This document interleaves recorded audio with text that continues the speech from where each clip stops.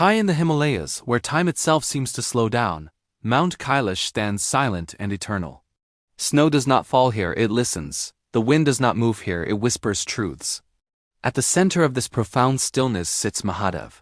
His eyes are half closed, not in sleep, but in a state of boundless awareness. Around him, the universe breathes.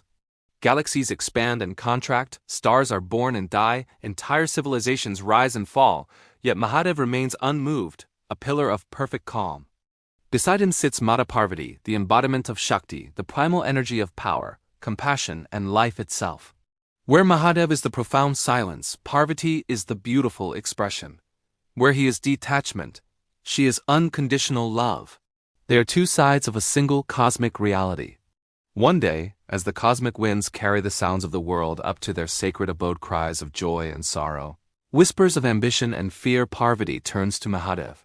She speaks gently, her voice a soothing melody against the vast silence. Swami, she asks, why does the world suffer so much? The divine laws exist, the path of Dharma is known. Why do mortals still find themselves in such pain? Mahadev opens his eyes. And when Mahadev opens his eyes, even eternity stills itself to listen. Parvati, he begins, his voice like the deep hum of the cosmos. The world suffers not from a lack of guidance, but because humans forget the fundamental rhythm of existence. At that very moment, as if summoned by the words themselves, Lord Brahma appears. He is radiant, seated upon a magnificent lotus that blossoms from the navel of creation. Mahadev gestures toward him. Brahma creates, he explains. He gives form to thought. He brings ideas from the unmanifest into the realm of matter. He shapes the stars, the planets, the bodies, and the minds. Brahma smiles, a silent affirmation of his cosmic duty. Creation, Mahadev continues, is an endless cycle. Every desire a person holds creates something. Every thought gives birth to a new world, a new reality. Humans are creators, constantly shaping their lives with their intentions. He pauses, letting the weight of his words settle.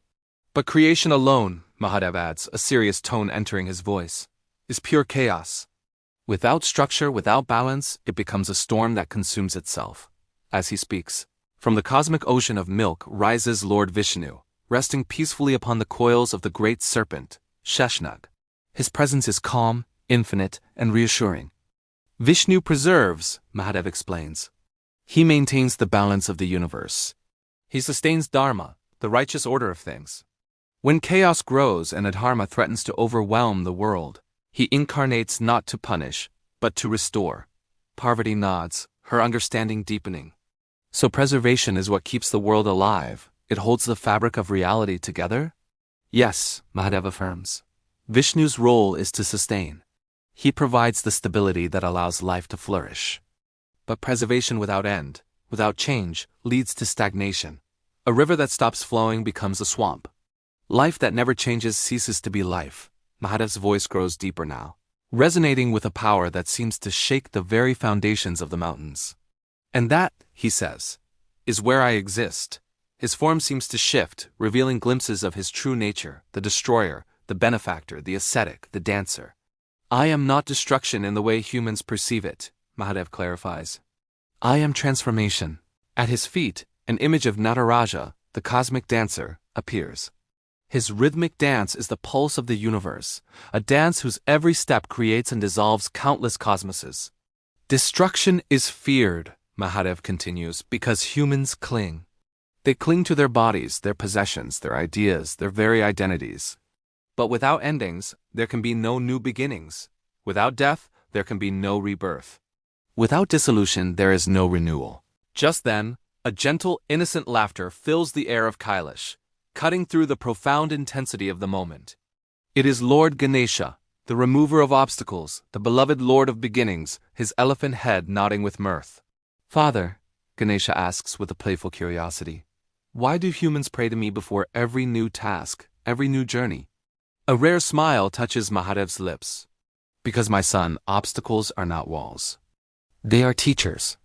They are not there to stop the journey, but to ensure the traveler is ready for it. Wisdom, Mahadev explains, looking fondly at his son, is knowing when to move forward and when to stop and reflect.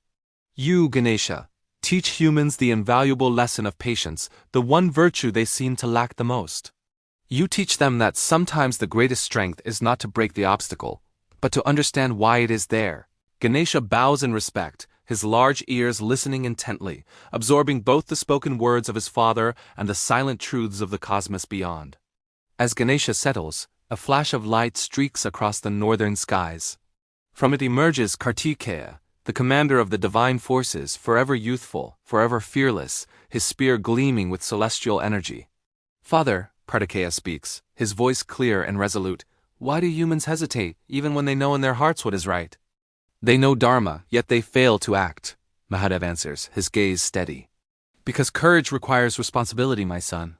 True action is not born from impulse, but from conviction. You, Kartikeya," he continues, "represent decisive action. You teach the world that knowing Dharma is not enough, one must act upon it. You are the will that turns knowledge into reality." Mahadev looks from Kartikeya to Ganesha. "Action without wisdom is reckless destruction. But wisdom without action is merely a hollow illusion. Balance, as always, is the key." Parvati looks upon her divine family creation. Preservation, transformation, wisdom, and action, all present, all working in perfect cosmic harmony. A soft sigh escapes her. "And yet," she says softly, "humans look at their world and see it as broken, as flawed." Mahadev's gaze returns to her, filled with infinite compassion. "The world is not broken, Parvati. It is perfectly designed. Suffering," he explains, "is a powerful tool. It teaches awareness. Loss teaches detachment. Time teaches humility. Humans suffer because they want permanence in a universe that is built on constant, ceaseless change. They try to hold on to the river instead of learning to flow with it." Finally, Mahadev stands.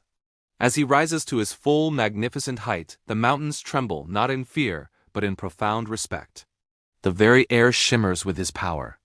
"The universe," he declares, his voice echoing through the fabric of time and space, "works not on a system of reward and punishment, but on simple cause and consequence. Every action has a reaction. Every thought creates a future. What you cling to controls you. What you accept liberates you." Parvati smiles, a deep and complete understanding now illuminating her face.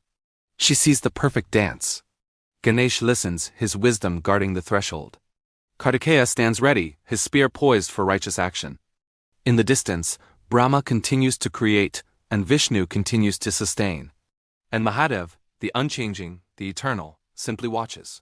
He sits back down, resuming his posture of meditation. His eyes close once more, and the profound stillness returns to Kailash.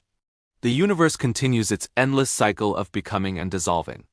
And a final truth echoes through the corridors of time, a whisper for all who are willing to hear: change is not the enemy. Resistance to it is. Thank you for watching.